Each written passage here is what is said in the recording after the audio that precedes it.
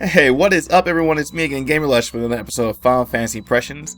Last episode, I was talking about how I felt overall in the game. But like I said to you guys, I was playing an Arcanist. I want to give you my first 15 impressions. So going back to my couple shows before, it's my first 15 with the Arcanist. But before we start, we always start every episode with a shot. Guys, this is for you. Cheers. Whew. Alright. Quick thing you might notice, a little intro there. Yes, I am with, like I said, I am with the TGN network. TGN, thank you very much, guys. They're going to be helping me spread the word out for the show, and I appreciate that. And guys, have you checked out the new Final Fantasy XIV commercial they've been releasing out on TV? It's like, for those people who are still watching TV. I caught it on Adult Swim. I do watch that still. It's a pretty cool commercial. I liked it a lot. Alright, guys, moving on. Alright, so basically once I picked up the class, I really liked the armors. So they basically went with the Summoner's armor to show off the job class when making a character. Like how they showed for Gladiators, Paladins, Pugilists, the Monk armor, the Artifact Monk armor. And I want to give a shout out to He-Chen. He's a German player, part of the Link show that we have. I appreciate you guys. He was a great person to play with. It was very fun to talk to, and I'm very proud that he's part of the Lush Link show. All right, and I appreciate him sending these pictures to me. And he had the armor that I'm very jealous of. This is, I believe, the chest piece of the very first dungeon armor that you get out of the first, I believe, Tam Deepcroft, the copper mines and what have you. I really like how it looks. Granted, I could do without the greenish color. I don't believe you can change the color of it through dyes, but that's alright. But anyway, guys, sorry I'm rambling. Let's go ahead and talk about these moves. Now, my first feelings, of course, you're going to get ruined. This is not, comparing it to the other two starting classes, which has a potency. This is ruin, it deals unaspected damage. Basically, this is a neutral spell, so it's not ice, water, fire, wind, thunder, earth, or anything like that. So mobs who are very immune to ice spells, this will still hit the neutral damage of 80 potency.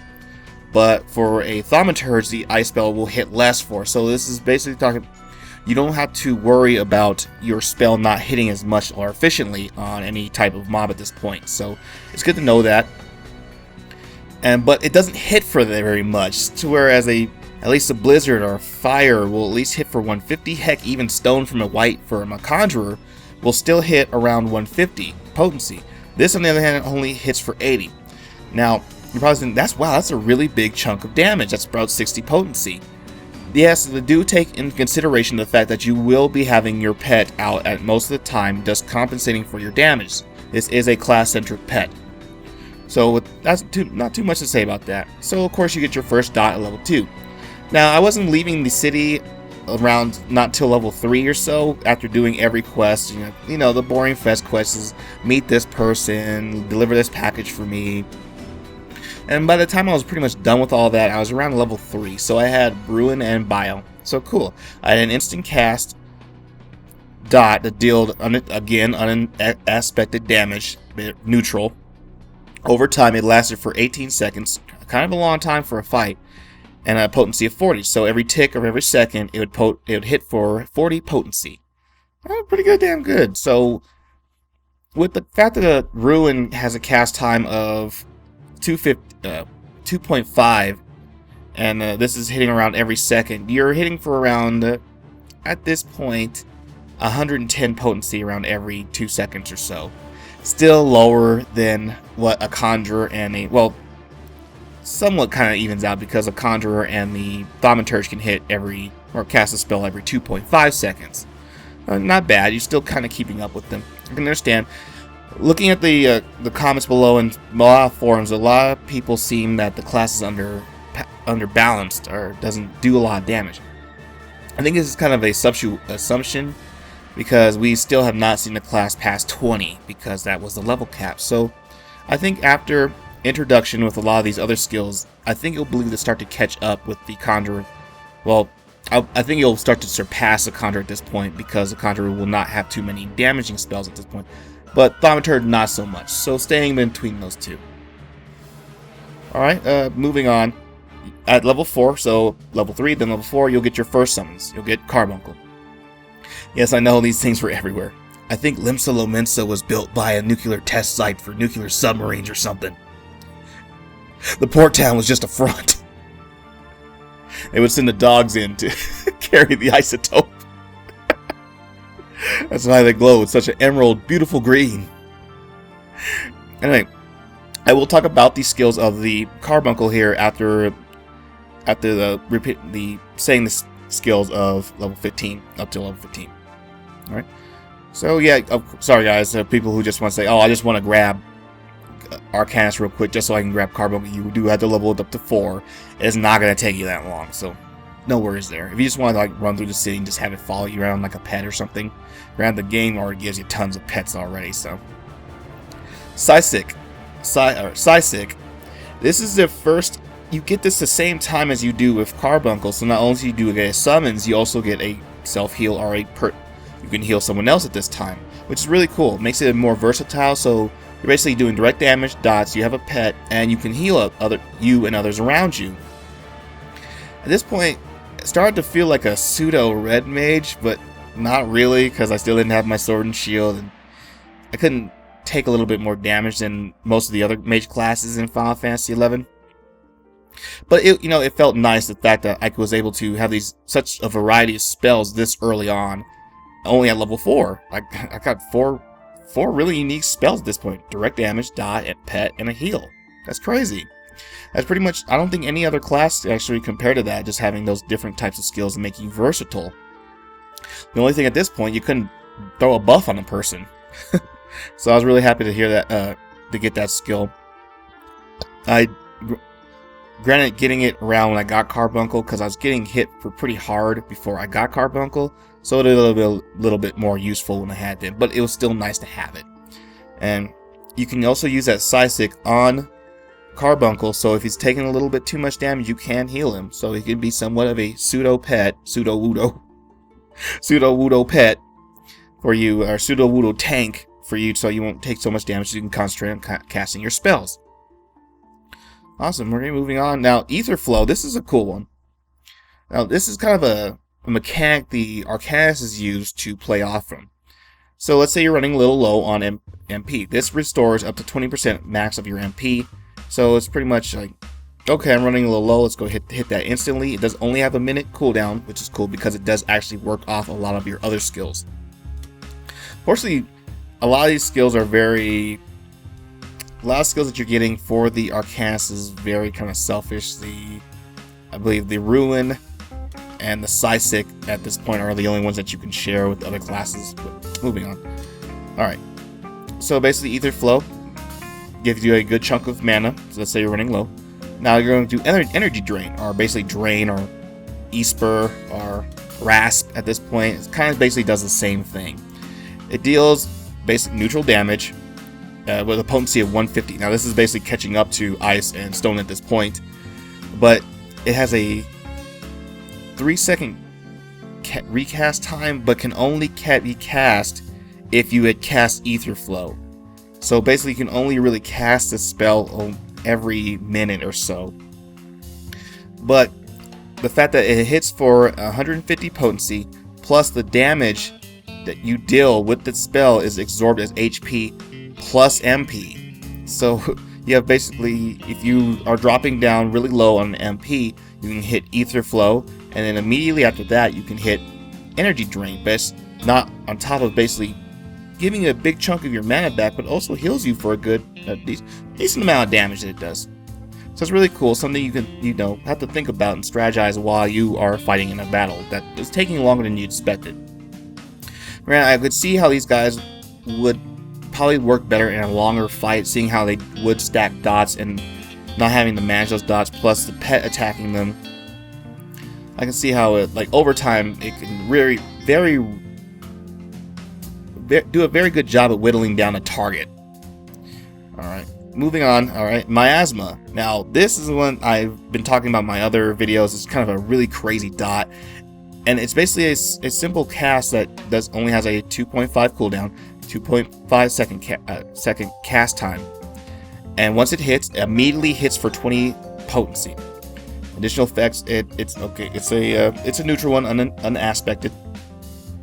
It does a damage over time with 35 potency, and it has a duration of 24 seconds. That's almost half a minute, guys. That's crazy. So you don't really have to, once you cast this thing, you really don't have to worry about this if it's a short fight. So just cast it. If you have a group, just keep casting it, and then you basically you probably just dot the whole group at this point, and then you can concentrate on bio, throw a couple ruins in there, and he'll help heal the group up. So you're pretty versatile for a group. I can see this is very helpful to the group at this point.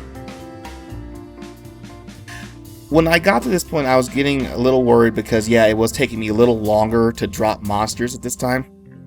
But it was thanks to Carbuncle's help that I was able to help drop monsters faster, have the monsters concentrate more on Carbuncle, and if he were to drop, I was able to heal him. So, you know, it's really nice. I can see where a lot of people get frustrated that it doesn't have the burst damage that a lot of other classes does, but I like the versatility, and the master of it does have a master of all traits, kind of the heal, the damage, and the pet. But you know, I think I'm reflecting too much of my enthusiasm for the red mage onto this class. But anyway, okay. So now here's a really other cool buff that it gets. Virus they get at level 12. Now this is probably the last skill I'll be going over because I have not gone past 15 with this class. Virus reduces the target's strength and dexterity by 15%. The duration of 10 seconds, but has a really long recast time. It's a minute and a half cooldown time. Now, I would see about using this on like a lot of tougher monsters or bosses or mid bosses to help the party out, so the tank's not taking so much damage. Or you know, heck, in PvP, it'd probably downright devastating. So you see a Marauder coming straight for you, hit him with the virus real quick, so you know can mitigate a little damage before he just runs in and burns all his cooldowns and burn you down. You can at least know that satisfaction that you're able to bring down his strength at least by 15%, which is a lot actually, because if you think about it. And alright, so moving on. Now we were talking about how we're going to talk about Carbuncle's thing. He gets 2 of them. You get all the basically heal, sit, sick'em, stand here, you know, and it's like basic pet mechanics that you might see in other games like World of Warcraft or Rift. Or actually, the old don't have it because they don't have pet classes. And then of course you get Gust, which is a cast time. I think it's 1.5 second cast time that deals wind damage of 90 potency. And I was like, wow, that's really not. That's almost as bad as Ruin. Now, but when you're stacking the 2 on top of each other, and if you guys actually get into sync, you can see that it's up to 170 potency together once you both actually hit the monster on time with each other. So you're actually kind of hitting them for more than what a Conjurer or a Thaumaturge would hit for. But of course, you know, that's only in an ideal world, and we can't have an ideal world, unfortunately. So it's only thinking of the ideal situation that you would be able to sync with each other and actually would be outputting damage from a Thaumaturge at this point. Okay. Now I like this one. I like the skill Gust. It basically did a wind damage. Or was it? Oh, it was backdraft. I'm sorry. Basically a knockback. It did the same amount of damage as Ruin did, basically 80 potency, and knocked him about 15 yards. It was ridiculous seeing him cast this, because when I would cast and pull the mob, and I initially would start off with hitting them with bio, so I wouldn't grab too much threat. So when Carbuncle would kick in, and he's pretty responsive when I was fighting, he usually is right on top of the mob that I'm attacking, and he would hit him with a wind gust. And then it basically, since how he did more damage because my dot's ticking away, and I'd wait a little bit until they started running to Carbuncle, and then right as I was turning, I would see the monster fly across my screen because he will only initiate backdraft unless you tell him to, or unless he gets to a certain about 4 to 3 yards of him. So Carbuncle's still looking out for himself too, because he's more of a caster type, and I can see why. So basically he would act like a caster, so of course it's like you should be hit, but it's still at a point, it's still better for him getting hit than you, because without you, Carbuncle still wouldn't be there, and you would have to start all over and run back. So of course it's always nice to have the pet there for you. Now once you hit 15, you'll be able to do a class quest to get you Topaz Carbuncle. And it's a real simple one until you actually have to do the quest, because you talk to your guild master, and he's like, okay, go down here and talk to her, and she'll teach you how to cast Carbuncle. Cheers, guys. All right, so once you get it, you get this cool little quest that actually kind of makes you shows you how versatile you are. You're basically stuck with a bunch of NPC party members, and you're fighting a group of NPC monsters, or pirates, and you have an objective to keep a certain person alive, plus making sure that Topaz Carbuncle is tanking, and you're using that heal to basically keep that person alive, because if he dies, you fail the quest. I end up failing the quest once because I wasn't really sure what to do. Till I realized, I was like, oh, okay, this is the person shouting out, I need to pay attention to him, heal him, have Topaz Carbuncle, I can control the pet, it does give you a pet bar, which I saw a flaw in the UI. You couldn't control how small, or the scaling of the command bar, so it was kind of frustrating, so I kind of had to find a corner to put the command bar in, but you can drag those commands from the pet bar onto your main bars if you so please. So anyway, after that, I basically was able to tell Carbuncle to sick these people, and he did. And he took a little bit of damage and started chasing them, and once they were all clustered together, he had an AoE effect, or AoE callback. Sorry, I don't have a picture here, guys. I just had gotten him recently, and that's when I got the 3102 error. Sorry. He did a proficient. He was a pretty proficient tank, so I was able to use my Psysick to basically cure him up, cure the other party members up, and just throw dots in everyone. And once everything was all set up, a good majority was still alive, and then the main boss character I had to fight, I was able to basically help and just drop down with Ruin. So I can see I like the class a lot, actually. Yes, it is a slower DPS class, and all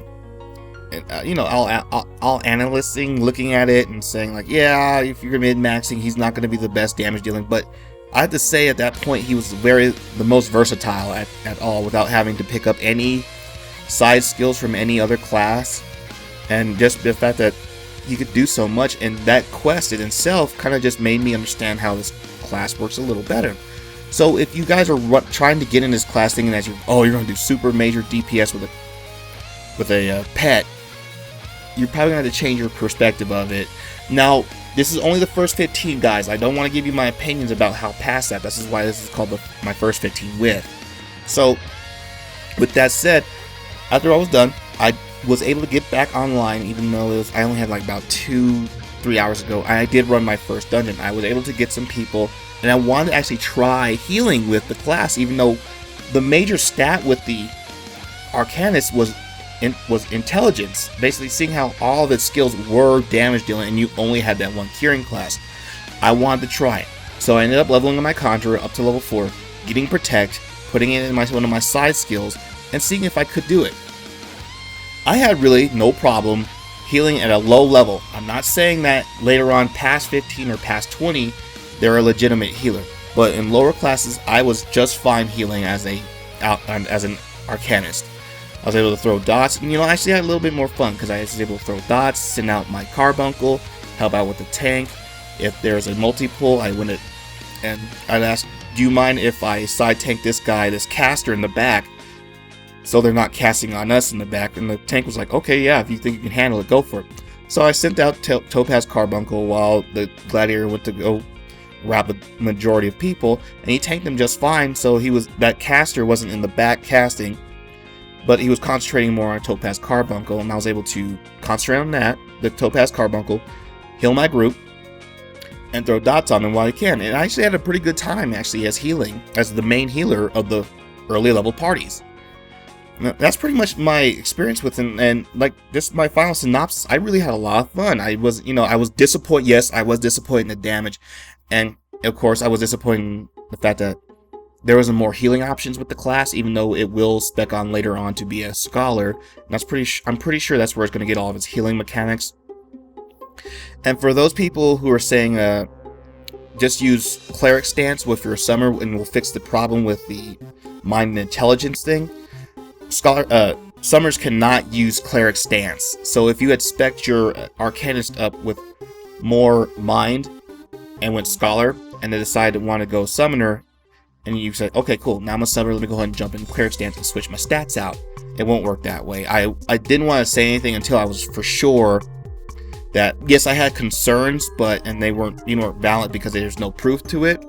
But now I was able to look inside the list of commands for the Conjurer. Unfortunately, cleric stance is not available for the summoner. It is available for the White Mage and the Scholar for some reason, so if you are a Scholar, you can solo with it, and it'll change your damaging skills more higher and lower your healing effects. But guys, that's pretty much it, and I want to appreciate you guys so much for joining me. And if you guys enjoyed your time, please like, subscribe, join me for a drink next time. Guys, if you're wondering, yes, we're still taking members for the link shell, which will turn into a guild. Send me a message in my email, or just send me a message through YouTube, and I'll be glad to have you. Thank you so much, guys. And as always, cheers and game on. A lot of positive feedback from those people, and I'm glad you guys are liking the game. That's freaking awesome. Alright. Okay, so I went ahead and started my own character. And then the first thing of the big changes that a lot of people were going to interact to who played Phase 3 was the voice acting. A lot of the voices were muted in the Phase 3 beta, but now for Phase 4, they actually added some voice acting. This wasn't a substantial amount of voice acting. These were basically part of the main scene, a narrator, all the main characters, the rulers of each governing state, Gridania, Limsa Lominsa, and Ul'dah. And the special ops team that they had that was like kind of neutral for each city. Depending on which city you picked, for Limsa Lominsa, it was a Mithra. I think she was a Condor because she did have a scepter. For Ul'dah, it was a human. The way he played, he was kind of a roguish character, but he could heal too. So I guess I would consider him more of a paladin-like. And then, unfortunately, I didn't play Grandia's. I played Grandia's starting area when I first started, and there was two characters actually. It was a human. It was a Hirun female.